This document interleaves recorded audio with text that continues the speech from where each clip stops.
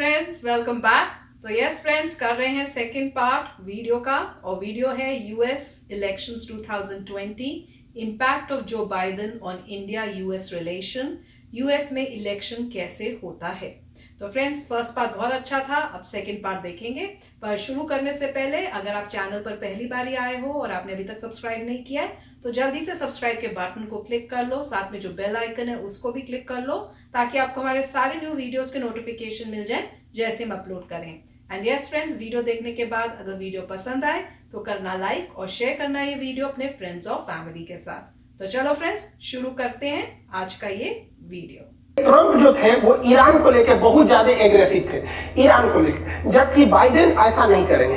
क्योंकि बाइडेन से पहले जब बराक ओबामा थे तो ईरान और अमेरिका के बीच में एक पीस समझौता हुआ था, जिसके तहत अमेरिका ने इस बात को स्वीकार कर लिया था कि ईरान एटॉमिक एनर्जी द्वारा बिजली बना सकता है। अब वो उसका संवर्धन कर सकता है, जैसे भारत भी बना सकता है वहां पर। लेकिन दिक्कत क्या होता है कि जैसा यूरेनियम बिजली घर में लगता है ना, वैसा ही यूरेनियम परमाणु बम में लगता है। यानी जिसने अगर बिजली घर बना लिया ना, कंफर्म समझिए कि 10 साल के अंदर वो परमाणु बम बना लेगा।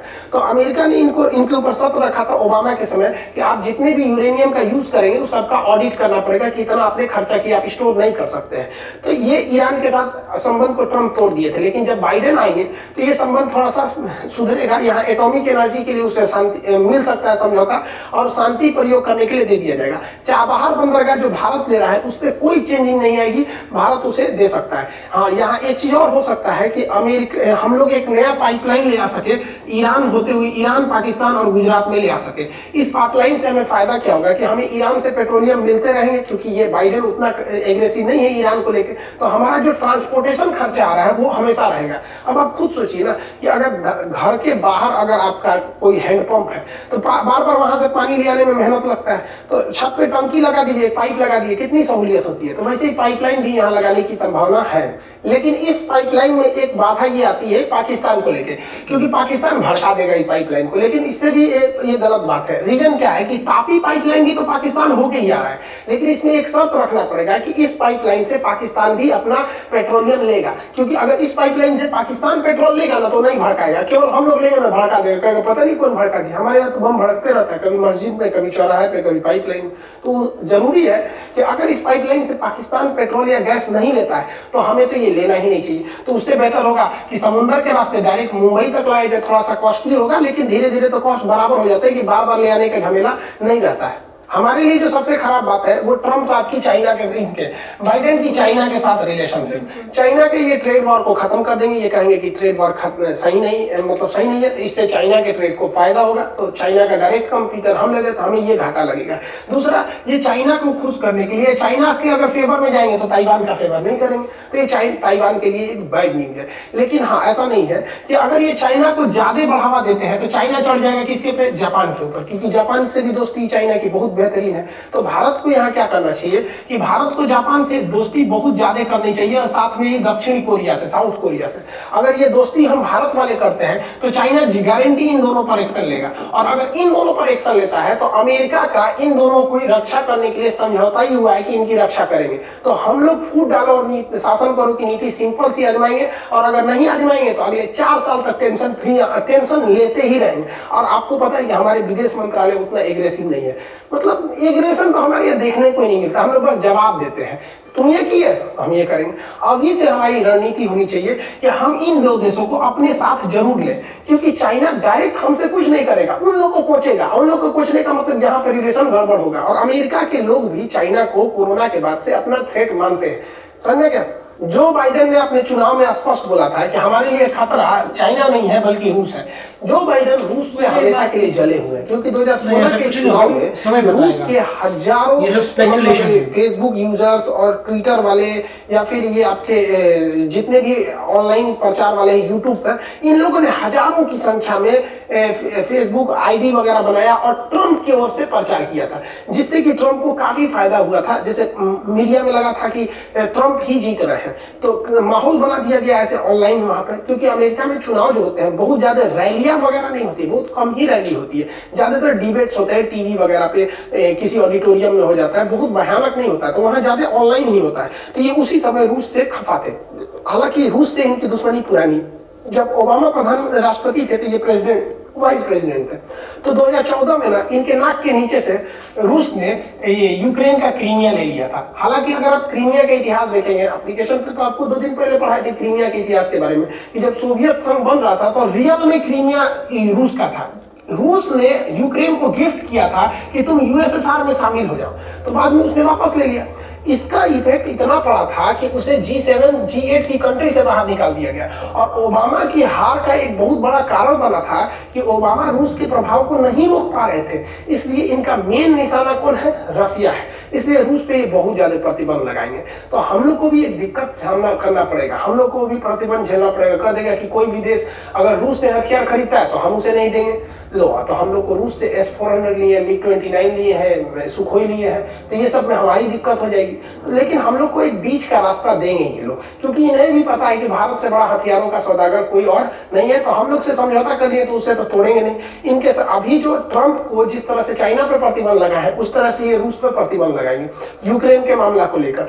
इससे क्या होगा कि बाइडेन को पता है कि अभी जो है चाइना की जो रूस की जो इकोनॉमी है एकदम चौपट है। रूस की सोचिए ना, रूस की जो जीडीपी है अमेरिका की कैलिफोर्निया जो स्टेट है उससे भी कम है। तो रूस पूरी तरह से इकोनॉमी पे चौपट हो गया है। रूस की इकोनॉमी अभी ऑयल पे डिपेंड है।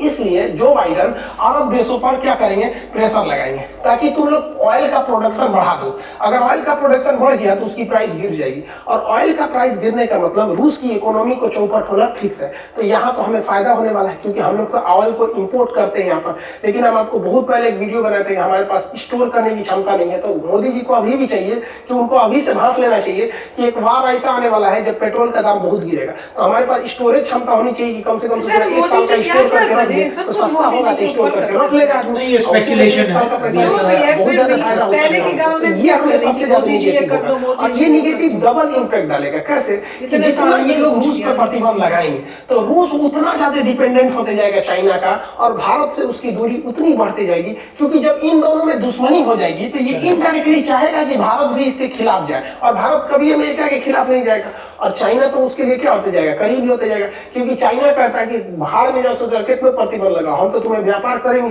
तो बाइडेन की जितने प्रतिबंध वो लगाएंगे रूस पर, और रूस और चाइना उतने ज्यादा करीब होते जाएंगे। सबसे बड़ा थ्रेट हम लोग के लिए यही है। अभी चाइना को बहुत ज्यादा फायदा होने वाला है। तो इसके लिए भारत सरकार को चाहिए कि चाइना को इन 2 देशों से लड़वा दे, जिससे कि अमेरिका के लोगों के ऊपर प्रेशर पड़े कि भैया वहां पे कुछ भी तो डेमोक्रेट है भाई, उनको भी पता है कि लोगों को खुश नहीं रखेंगे तो अगली बार हम भी हार जाएंगे। देखिए, ट्रंप की जो सोच थी ना, कंजर्वेटिव थी, मतलब यूएस फर्स्ट, अमेरिका फर्स्ट। अभी ये कोई बात थोड़ी होता है केवल हम ही सबसे आगे रहेंगे। भाई हर देश अगर केवल अपने बारे में सोचने लगे तो कल को युद्ध चालू हो जाएगा।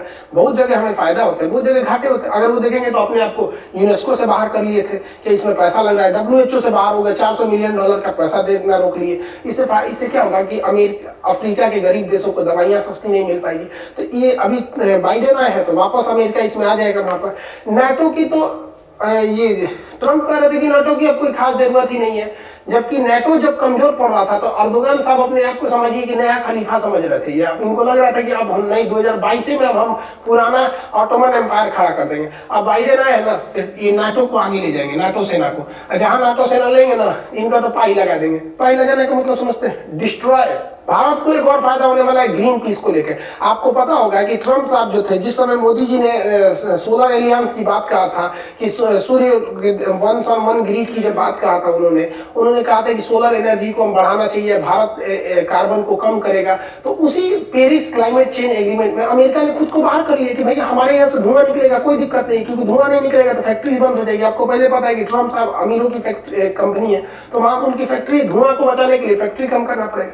तो बाइडेन साहब ने चुनाव में ही कहा था कि जैसे हम जीतेंगे हम पेरिस क्लाइमेट चेंज को शामिल हो जाएंगे। तो ये लोग जेन्युइन है कि शामिल हो जाएंगे, और जब ये शामिल हो जाएंगे तो भारत को एक झमेला झेलना पड़ेगा, क्योंकि भारत के पास से बहुत ज्यादा कार्बन एमिशन होता है। तो ये लोग भारत की आलोचना करेंगे कि भाई आप कार्बन ज्यादा उगा रहे हैं, तो भारत के लिए एक प्लस पॉइंट हो जाएगा। वो कहेंगे कि देखिए, अगर आप चाहते हैं कि हम कोयले का उपयोग कम करें तो हमें वो टेक्नोलॉजी शेयर कीजिए कि हम किस तरह से सोलर एनर्जी से ज्यादा बना सकते हैं, क्योंकि हमारे पास वो टेक्नोलॉजी अभी उतनी नहीं है कि विंड एनर्जी और सोलर एनर्जी पे अभी भी हम लोग बाहर पे ही डिपेंड करते हैं लोग। तो इससे क्या होगा, इजीली हमें वो टेक्नोलॉजी मिल जाएगी। तो हम लोग यही कहेंगे कि भाई आपने तो टेक्नोलॉजी भी नहीं दे रहे हैं, दूसरा इतना सामान को महंगा कर रखे कि हम ला नहीं पा रहे, दूसरा आप हल्ला कर रहे हैं, तो भाई उनको तो मजबूरी में कहना पड़ेगा या तो हल्ला मत करो, और नहीं तो भैया आप हमको वो टेक्नोलॉजी दे तो हमें यहाँ मिल जाएगा। दूसरा सबसे ज्यादा जो फायदा होने वाला भारत को H1B वीजा को लेके, H1B वीजा जिन्हें मिलता है वही अमेरिका में जाके नौकरी कर सकते हैं। बाकी ऐसे टूरिस्ट वीजा पे आप जाइए ना, घूमिए पढ़िए, कोई दिक्कत नहीं, लेकिन अगर सॉफ्टवेयर इंजीनियर या पेशेवर नौकरी करना है तो H1B वीजा होना चाहिए।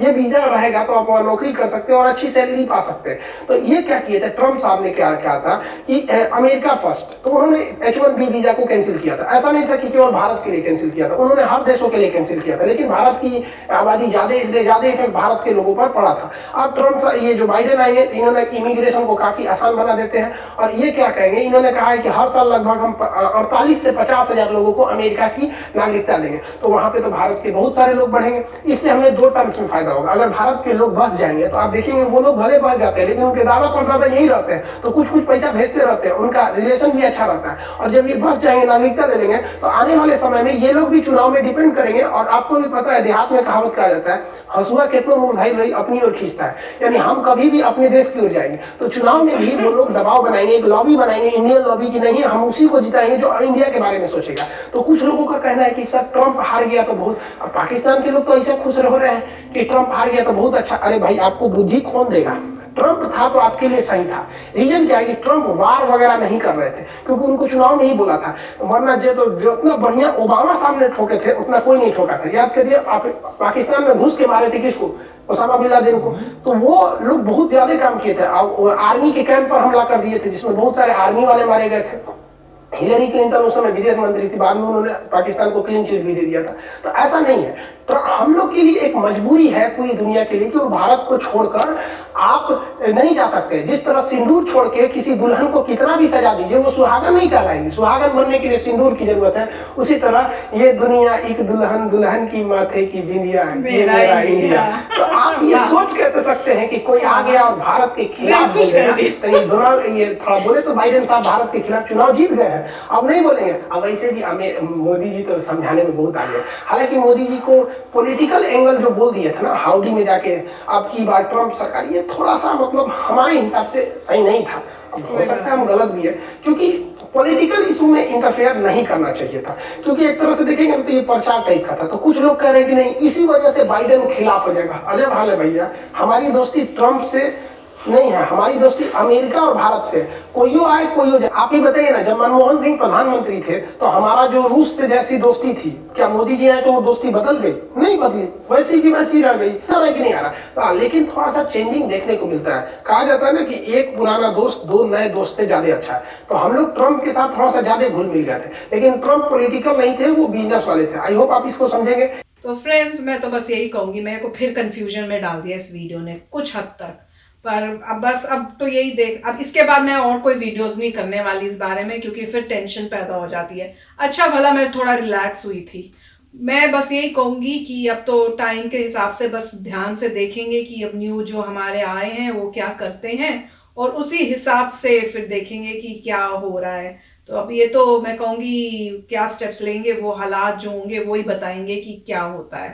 तो just hope for the best. Right, अच्छा वीडियो था। इसमें जो कई बातें ऐसी थी कि जो क्राइमिया जो है उसकी, क्योंकि रशिया ने क्राइमिया ले लिया, उससे बराक ओबामा के ऊपर कोई फ़र्क नहीं पड़ा था। तो वो कोई ऐसी बड़ी बात नहीं है कि ये ऐसा नहीं था कि अमेरिका के अंडर से को ले गया, तो अमेरिका को इंटरेस्ट भी नहीं था।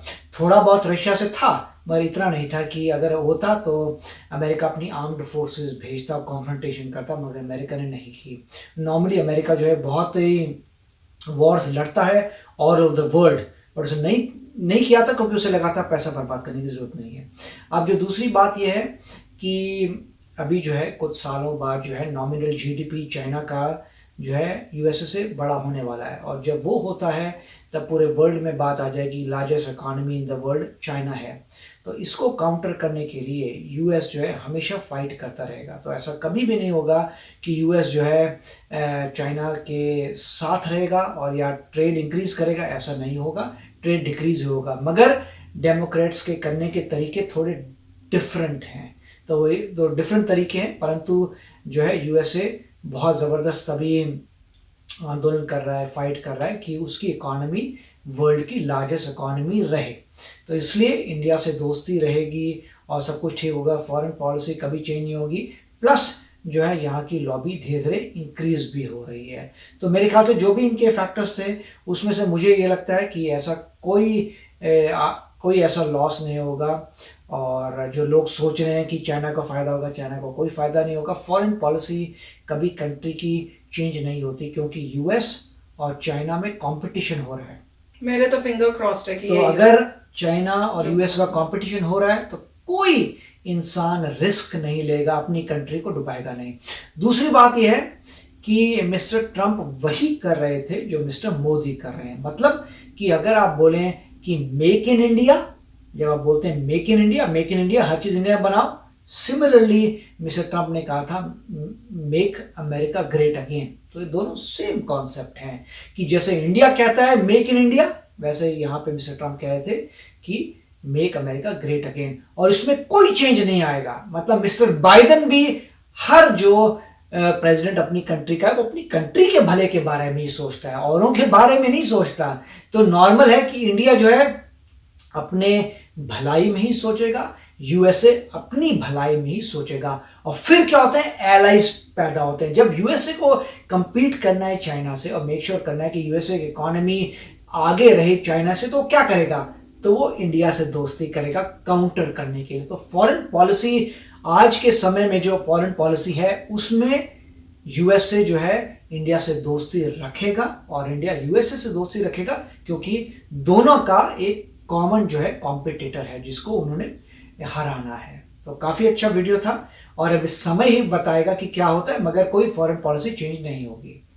फ्रेंड्स, इसमें मुझे सारे वीडियो में सबसे अच्छा पार्ट क्या लगा, जो उन्होंने एंडिंग की थी कि मेरे माथे की बिंदिया, वो जो गाना है ना, कौन है वो, मेरा इंडिया। तो बहुत अच्छा था, वो बस दिल जीत लिया उससे। तो फ्रेंड्स, चलो चलते हैं, मिलेंगे नेक्स्ट वीडियो में बहुत ही जल्द। Till then take care and bye bye.